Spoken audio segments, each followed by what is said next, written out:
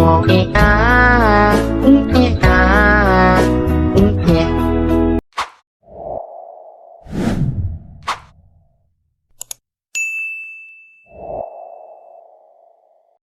lebih dulu, macam ibu kan lagi masak, suara itu kan di belakang kan lorong azan, terus macam lari ke arah sumur, terus tiba-tiba suara laki-laki itu tiba-tiba buak melompat dia masuk dalam sumur.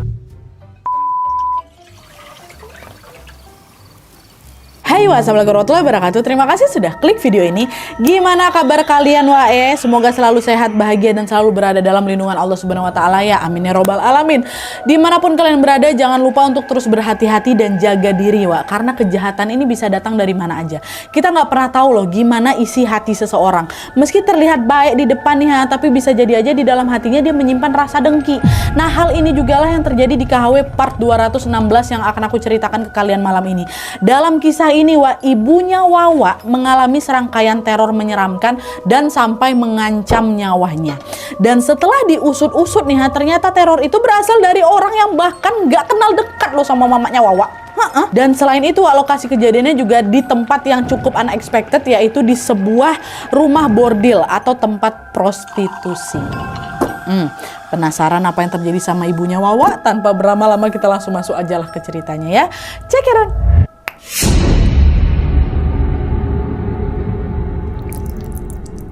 Oke, kisah yang akan aku ceritakan malam ini dikirim sama Wawa kita yang bernama Bang Adi dari Bangka Belitung. Halo Bang Adi. Jadi pengalaman horor ini terjadi pada tahun 2000-an dan dialami oleh ibu serta bapaknya Adi ketika mereka bekerja di tempat prostitusi atau rumah bordil. Jadi rumah bordil itu adalah milik kenalan bapaknya Adi yang bernama Tante Irma.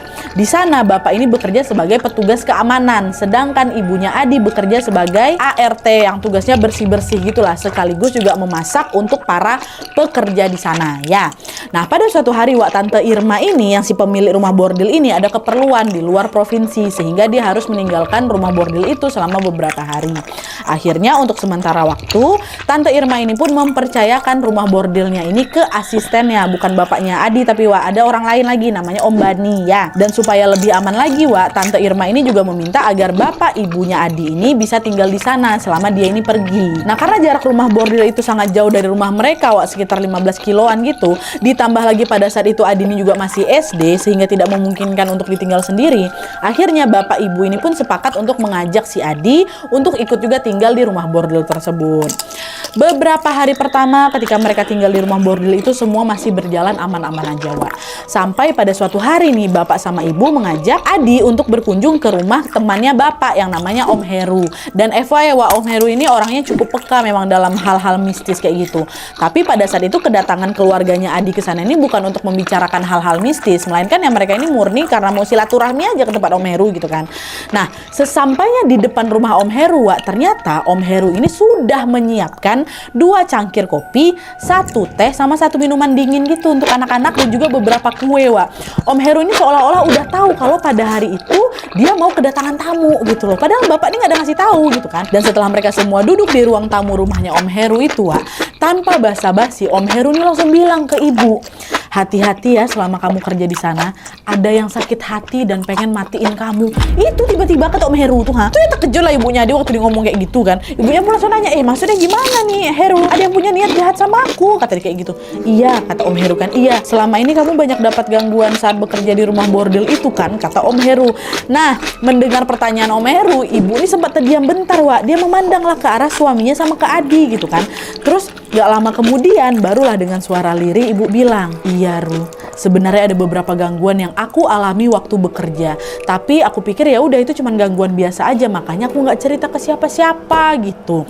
Mendengar ucapan ibu, sekarang gantian bapak yang terkejut. Loh Bu, selama ini kamu sering diganggu waktu kerja, diganggu sama siapa kamu? Siapa yang berani gangguin kamu? Orang secara bapak juga petugas keamanan, masa ia nggak tahu istrinya diganggu gitu kan? Nah, sambil menghembuskan nafas berat ibu pun mulailah nih menceritakan semuanya ya kan, di sana tuh waktu lagi ngumpul ini. Jadi ini kita masuk ke cerita ibu ya. Memasuki hari keempat sejak ibu, bapak, dan Adi tinggal di rumah bordil itu selama Tante Irma pergi, ternyata memang ada banyak sekali gangguan yang meneror ibu Gangguan pertama nih, pernah pada suatu hari ketika si ibu ini lagi masak di dapur, ibu terkejut ketika dia mendengar ada suara kuntilanak lagi ketawa gitu. suara apa tuh? Aduh, nah, belum reda rasa kagetnya karena suara kuntilanak tadi, Wak. Tiba-tiba ibu dengar lagi ada suara laki-laki macam auman macan gitu. Ada suara harimau. Wah, kayak gitu kan. Di situ ibu masih berusaha bersikap biasa aja, Wak. Sampai akhirnya sesaat kemudian muncullah ini suara teriakan perempuan yang mirip kali sama suara dia sendiri, suaranya ibu. Dan suara teriakan itu berasal dari sumur belakang yang memang berada tidak jauh dari dapur tempat ibu masak. Kata ibu, suara itu tuh terdengar macam orang lagi kesakitan, kali macam lagi minta tolong gitu. Tolong, aku terjebak di sini, tolong. Tapi suara ibu. Akhirnya tanpa pikir panjang, ibu pun langsung berlari kan ke arah sumur itu tuh untuk memeriksanya. Dan ketika ibu melihat ke dalam sumur itu, Wak, betapa terkejutnya ibu ketika dia melihat bahwa di bawah sumur tuh ada suaminya, ada anaknya, sama ada dia sendiri lagi berdiri di dekat sumur tuh. Mata mereka hitam, Wak, mulut mereka nganga gitu, terus berdarah-darah gitu. Nah, ketiga sosok itu mendongakkan kepalanya ke atas sumur tuh, memandang ibu sambil tersenyum. Gitu katanya, astagfirullah, siapa tuh? Kata ibu kan. Ibu berkali-kali mengucap istighfar dan mengusap-usap wajahnya. Orang dia nengok dirinya sendiri sama keluarga itu terkejut ya kan. Lalu pada saat ibu melihat ke dalam sumur lagi, ternyata sosok itu udah hilang, Wak. Itu kejadian pertama ya, Wak ya. Gak cuma itu aja, di lain waktu pernah juga nih suatu malam ketika ibu, bapak sama Adi ini udah tertidur, ibu ini tiba-tiba ketindihan. Dengan susah payah ibu pun mencoba membuka kedua matanya kan, Wak. Lalu pada saat matanya terbuka, disitulah ibu melihat ada sosok perempuan pakai kebaya merah lagi nindih tubuhnya si ibu. Perempuan tuh tersenyum, dipandanginya ibu kan, sambil tangannya ini menunjuk ke arah si Adi yang lagi tidur pulas dah. Nah, tangannya gini, ngarah si Adi. Ibu cuma bisa nangis gitu, macam udah dia nggak bisa digerakin tuh. Nah, gangguan-gangguan yang pernah dialami sama ibu kemarin ini, yang dua kejadian tadi diceritakan lah itu kan semua di hadapan Om Heru, di hadapannya si suaminya, depannya si Adi. Dan setelah ibu menyelesaikan ceritanya itu, Wak, tanpa banyak bicara lagi, Om Heru ini tiba-tiba beranjak pergi untuk ambil sesuatu gitu kan. Terus nggak lama kemudian Om Heru datang lagi nih dengan membawa sebuah kalung, Wak. Ya, kalung. Om Heru kasihlah itu ke ibu sambil bilang, selama kamu berada di rumah bordil itu, di tempat kerja kamu itu, kamu harus pakai kalung ini. Jangan dilepas dan jangan sampai hilang, kata Om Heru. Itu pesannya. Udah lah nih kan. Mereka membahas lagi soal hal itu sampai akhirnya mereka pulang. Terus keesokan harinya, Wak, sebelum mulai kerja, tidak lupa ibu pun pakailah itu kalung pemberiannya Pak Heru gitu kan. Nah, dengan menggunakan kalung itu, Wak, ibu mengira kalau ya sudah pekerjaan hari ini pasti akan berjalan lebih lancar nih tanpa gangguan apa-apa. Gara-gara kalung itu, orang kalungnya dipakai lah kayak gitu kan. Jadi kalung ini macam jadi penangkalnya ibu gitu lah, Wak. Tapi ternyata dugaan ibu salah. Saat itu lagi-lagi ibu mendapatkan gangguan mistis yang justru malah makin ekstrim lagi, Wak. Jadi ceritanya pagi itu seperti biasa nih, pagi nih ya. Iya, seperti biasa ibu lagi masak lagi tuh kan di dapur untuk para pekerja di sana. Lalu waktu lagi masak ini, ibu tuh tiba-tiba dengar ada suara anak kecil lagi lari-larian, Wak, di lorong yang ada di dalam rumah bordil itu. Nah, terus ibu dengar anak itu lari dari lorong menuju ke dapur. Terus balik lagi nih ke lorong lagi, balik lagi ke dapur lagi, gitu terus berulang-ulang macam lari mondar-mandir kayak gitu. Nah, karena Adi anaknya atau Wawak kita ini memang suka lari-larian, Wak, akhirnya di sana ibu tuh mikir, oh itu tuh Adi tuh gitu kan. Padahal nih, Wak, pagi tuh aku lagi berangkat sekolah, Nat, gitu. Pagi tuh aku berangkat sekolah, jadi jelas itu bukan suaranya Adi. Satu-satunya anak yang berlari-larian di sana yang main-main ke rumah bordil ya Adi. Masa ada anak kecil main ke rumah bordil, kan nggak mungkin kan? Ini cuma Adi aja nih. Tapi entah kenapa waktu itu ibu tuh macam nggak ngeh. Oh iya, dia anakku sekolah. Enggak, ibu tuh seolah lupa kalau anaknya lagi ke sekolah. Dan lah ibu masak lagi kayak gitu kan. Santai tuh ibu ngebilang, "Nak, udah nak, jangan lari-larian terus, nanti jatuh," kata ibu kayak gitu. Nah, setelah ibu mengatakan hal itu, tiba-tiba, Wak, suara larian tadi itu langsung berhenti. Dan sesaat kemudian terdengar anak kecil tuh ngomong gini, "Iya Bu, udah nggak lari-larian lagi kok," katanya kayak gitu kan. Suara anak tuh mirip kali sama suara Adi, Wak. Jadi ibu ya makin nggak curiga apa-apa karena ibu lanjut lagi masak gitu. Terus di tengah lagi, aduh aku merinding sumpah, ini ceritain seram, Wak. Waktu lagi masak kayak gitu kan, tiba-tiba suara anak kecil tadi tuh terdengar lagi, Wak. Berlari-larian di lorong tuh terdengar lagi. Bahkan kali ini suaranya lebih kencang lagi dari sebelum. Macam tapaknya tuh makin ditekankan lagi gitu loh. Dan belum sempat ibu negur si anak itu lagi, yang anak dia pikir Adi nih ya, tiba-tiba anak itu udah lebih dulu, macam ibu kan lagi masak, suara itu kan di belakang kan lorong azan. Tiba-tiba suara langkah lari itu, ibu kan belum sempat nengok nih, suara langkah lari itu macam lagi jalan ke dapur ya kan, terus keluar melalui pintu belakang, terus macam lari ke arah sumur, terus tiba-tiba suara laki-laki itu tiba-tiba buak, melompat dia masuk dalam sumur. Dia terdengar, Wak, kencang kali sama ibu. Panik lah ibu disitu kan, ditinggalkan di dapur, langsung berlari nih karena suara anak aku gitu kan. Dan ketika ibu sampai di sumur, dia tengok ke dalam, anak aku Nggak ada apa-apa. Dan anehnya air di dalam sumur itu, Wak, terlihat tenang. Kalaupun tadi ada orang yang terjun tentu ya pasti air tuh beriak-riak. Ini enggak loh, tenang. Di situ ibu ngebatin loh. Kok nggak ada apa-apa di dalam sini? Tadi jelas ada suara orang lompat ke sini. Ada aku mana? Kata ibu kan. Dan untuk memastikan apa yang terjadi, wah, ibu balik lagi periksa ke sumur kan. Mana nih? Betul nggak nih ya? Betul nggak nih? Itu kepala ibu lebih dalam lagi melongokkan kepalanya kan. Nah di saat itulah, Wak, disitulah puncak gangguannya. Dimana secara tiba-tiba nih ya, bersamaan ketika ibu lagi ngelongok ke dalam itu, ibu merasa ada sesuatu yang sangat besar lagi mukul punggungnya dari belakang. Gitu loh. Dan pukulan itu hampir bikin ibu merosot ke dalam sumur, bayangkan sama kalian. Nah tapi anehnya, Wak, saat itu ibu ini juga ngerasa kalau pukulan tadi kan gini dia kan, macam ada yang mental gitu, macam pukulan yang tadi mukul itu macam kelempar juga, mental. Refleks ibu langsung nengok lah kan ke belakang kan. Dan di situ ibu makin bingung lagi. Gak ada siapa-siapa, gak ada. Loh, yang mukul aku tadi itu siapa? Kata, aduh sumpah ini belum habis, Wak. Nah meski pukulan itu nggak sampai melukai ibu, memang di situ ibu tuh langsung sadar kalau apa yang disampaikan sama Mas Heru kemarin betul. Ternyata ada orang yang punya niat jahat mau ngecelakain ibu dengan cara bikin ibu jatuh dalam sumur, ya kan? Tapi untungnya di sini ibu ini masih selamat, Wak. Dan selain itu pukulan tadi langsung membuat ibu ini ingat kalau oh iya, Adi kan sekolah gitu. Terus tadi anak yang lari-larian yang jawab pertanyaan aku tadi, yang loncat ke sumur ini siapa? Bukan Adi yang jelaskan, Wak. Nah menyadari kalau ibu lagi-lagi diganggu, ibu langsung terduduk lemas gitu di sampingnya sumur, menangis dia sesungguhkan. Aduh Adi kayak gitu kan. Bapak gitu kan, histeris ibu, Wak. Nah bapak yang waktu itu lagi nyuci mobil di teras depan, Wak, langsung berlari lah itu menghampiri istrinya yang ada di sumur belakang.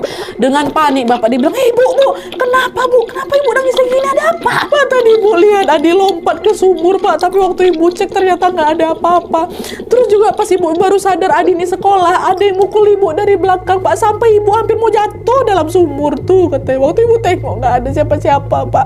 Ini pasti ibu diganggu nih, Pak. Histeris lah ibu, Wak. Terus yaudah bu, ibu tenang ya. Yuk ya lah, kita masuk dalam kamar dulu. Tenang bu, kata bapak ini emosi nih kan. Nah setelah kejadian di sumur tadi, Wak, malam harinya ibu sudah mulai tenang dan dia bisa tidur dengan nyenyak. Tapi pas lagi enak-enaknya tidur ini, tiba-tiba ibu dapatlah ini sebuah mimpi kan. Di dalam mimpinya ibu diperlihatkan sosok yang sangat-sangat menyeramkan, yaitu sosok berwujud seperti, kalian bayangkan ya, tolong dibayangkan. Berwujud tuyul, badannya merah, tangannya 4, kakinya 1, terus tanduknya cuma 1, ngelekat di keningnya. Bisa terbayang ada gambarnya kan? Kayak gitu. Mimpikan sosok ini nih, Di dalam mimpinya ibu nengok sosok tadi tuh macam lagi kesakitan, Wak, gegara. Lehernya diikat dengan kencang menggunakan seutas benang tipis sekali. Dan benang itu dipegang lagi sama sosok lain nih, Wak. Sosoknya ini sedang berdiri tepat di samping si tuyul tangan 4 tuh. Dan sosok yang kedua ini adalah kera putih berbadan besar. Jadi di situ ibu nggak cuma mimpi satu sosok, Wak. Ada 2 sosok berbeda, satu kera putih, satu tuyul merah tangan 4. Ya Allah. Si kera putih lagi megang seutas benang yang diikat ke lehernya tuyul merah gitu. Nah, sambil terus menggenggam benang yang mengikat leher tuyul merah itu, Wak, sosok kera putih ini bilanglah ke ibu dalam mimpi kan, dialah yang tadi memukulmu di sumur dan hampir bikin kamu mati. Tapi kamu nggak perlu khawatir karena dia sudah aku amankan. Sekarang kau pilih, mau aku apakan dia? Jika dipelihara maka kau bisa kaya raya dan bahkan kau juga bisa menyuruhnya untuk menghabisi seseorang atau bunuh orang. Tapi jangan lupa, dia ini juga sosok yang sangat jahat sehingga bisa buat kamu bahaya, kata si sosok kera putih itu, Wak. Nah mendengar ucapan itu ibu pun merasa bingung waktu itu. 2 sosok ini sebenarnya siapa? Terus mereka ini datang dari mana gitu kan? Apakah tuyul merah itu adalah suruhan orang yang berniat jahat sama ibu? Dan apakah kera putih ini adalah bantuan yang memang dikirim sama Om Heru itu melalui kalung yang dia kasih kemarin gitu kan? Entahlah, Wak. Waktu itu tuh ibu nggak tahu gitu. Tapi akhirnya di dalam mimpinya ibu memberikan satu jawaban yang bijak menurut aku. Aku nggak mau melihara sosok jahat ini. Tolong kau bunuh atau kau kurung aja dia supaya dia nggak bisa berbuat jahat lagi pada siapapun, termasuk aku sama keluargaku. Itu kata ibu. Nah mendengar jawaban itu, sosok kera putih itu pun macam ngangguk gitu, Wak. Lalu tidak lama kemudian tiba-tiba kedua sosok itu pun hilang. Ya, ibu dimimpikan kayak gitu. Nah, setelah mengalami kejadian menyeramkan dan juga mimpi aneh tentang sosok tuyul merah dan kera putih itu, Wak, ibu berusaha untuk tidak terlalu memikirkannya lagi supaya dia bisa fokus kerja gitu kan. Lalu sekitar 2 hari kemudian tiba-tiba adalah ini seseorang tamu datang ke rumah bordil itu. tamu ini adalah mantan ART yang pernah bekerja di sana sebelum ibu. Kita sebut aja lah namanya Bu Maya ya. Dan FYI Wak, pada saat dulu itu, pada saat kerja di rumah bordil ini, Bu Maya ini sering bolos Wak, dan dia ini sering tidak menyelesaikan pekerjaannya dengan baik. Dan hal itulah yang bikin Tante Irma, si pemilik rumah bordil ya, kesal sama dia. Akhirnya karena kesalahan yang dilakukan Bu Maya ini udah nggak bisa ditoleransi lagi, dia selalu ngulang-ngulang kesalahan yang sama, Tante Irma pun memutuskan untuk memecat dia. Barulah setelah Bu Maya ini dipecat, ibunya Adi masuk ke sana ngegantiin si Bu Maya gitu ya. Nah adalah tuh, datanglah ini kan Bu Maya ke rumah bordil itu, disambutlah sama asistennya Tante Irma tadi, siapa, Om Bani. Nah di situ Om Bani langsung nanya, Bu Maya ada perlu apa datang ke sini, kata gitu. Sambil tersenyum Bu Maya bilang, Bu Irmanya ada, saya mau daftar kerja lagi di sini Om, katanya. Kebetulan Bu Irma lagi keluar kota, sementara waktu saya yang ngejaga di sini. Tapi maaf loh, Bu Maya di sini lagi nggak ada lowongan kerja. Emangnya Bu Maya mau daftar kerja apa, kata Om Bani kan. Sambil sedikit tertawa, Bu Maya ini jawab kayak gini, alah, Pak Bani ini gimana nih? Ya jelas saya mau kerja jadi ART lah, jadi tukang masak lagi lah. Sebelumnya kan saya juga kerja di sini jadi ART. Gimana sih Pak? Kata kayak gitu kan. Iya emang dulu memang ibu kerja di sini, tapi kan ibu sudah diberhentikan sama Bu Irma. Dan kayak yang saya bilang tadi Bu, di sini lagi nggak buka lowongan kerja, kata Om Bani. Nah ucapan Om Bani ini bikin Bu Maya ini terdiam Wak.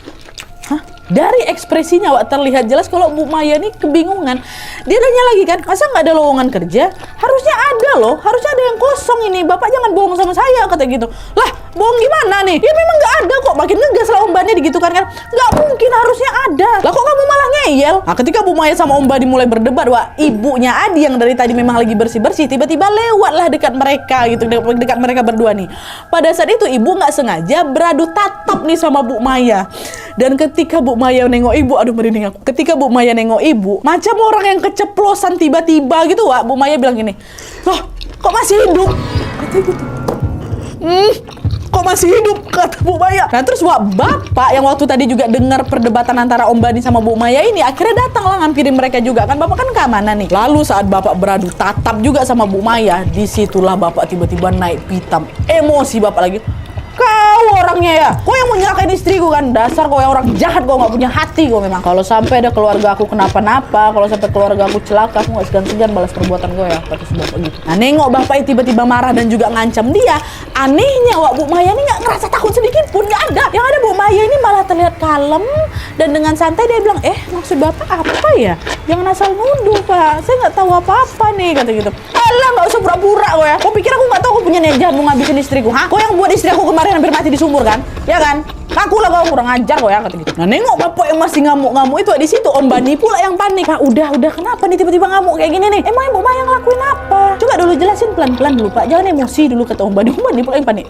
Nah di saat yang sama ibu yang juga ikut berusaha meredam emosi suaminya ini, emosinya bapak, hanya diam kebingungan juga nih. Ibu nggak tahu apa-apa nih Wak. Dan setelah bapak sudah mulai tenang, akhirnya disitulah bapak menceritakan semuanya.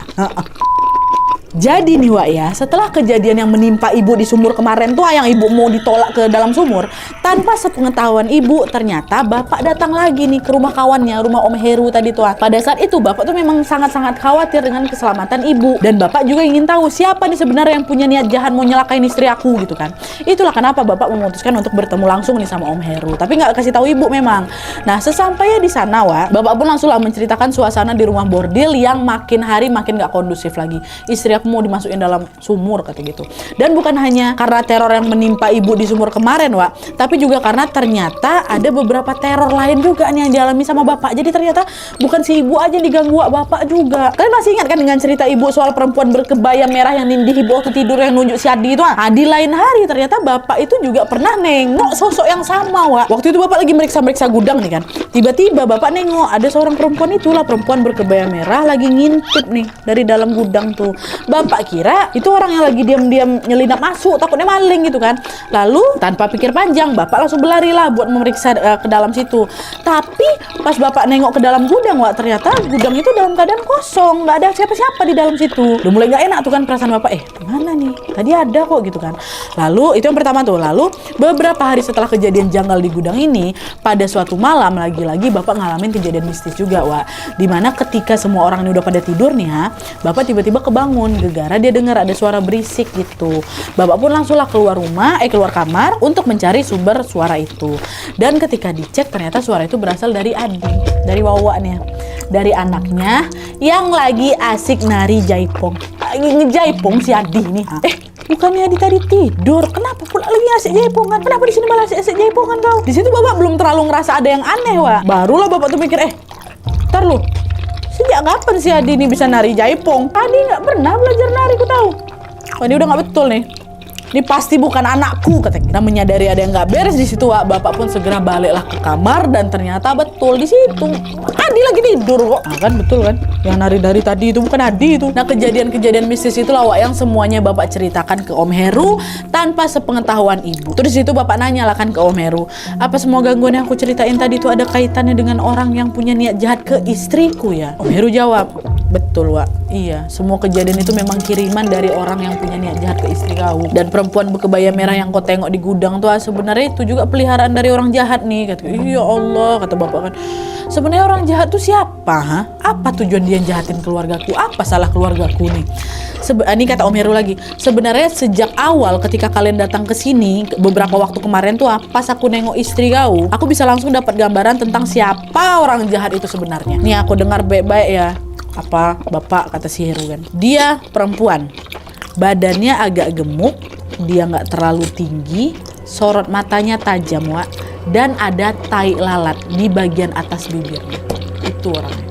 Kalau kau ketemu sama dia, aku yakin kau pasti langsung tahu kalau orang itulah yang memang punya niat jahat sama keluarga kau. Itu kata Om Heru, Wak. Jadi di pertemuan itu Om Heru ini udah ngasih tahu nih gimana ciri-ciri orang yang punya niat jahat ke ibu, ciri-ciri fisiknya itu. Terus karena bapak ini memang udah tahu gimana ciri-cirinya, alhasil pada saat bapak melihat Bu Maya, disitulah bapak langsung naik pitam. Gegara apa?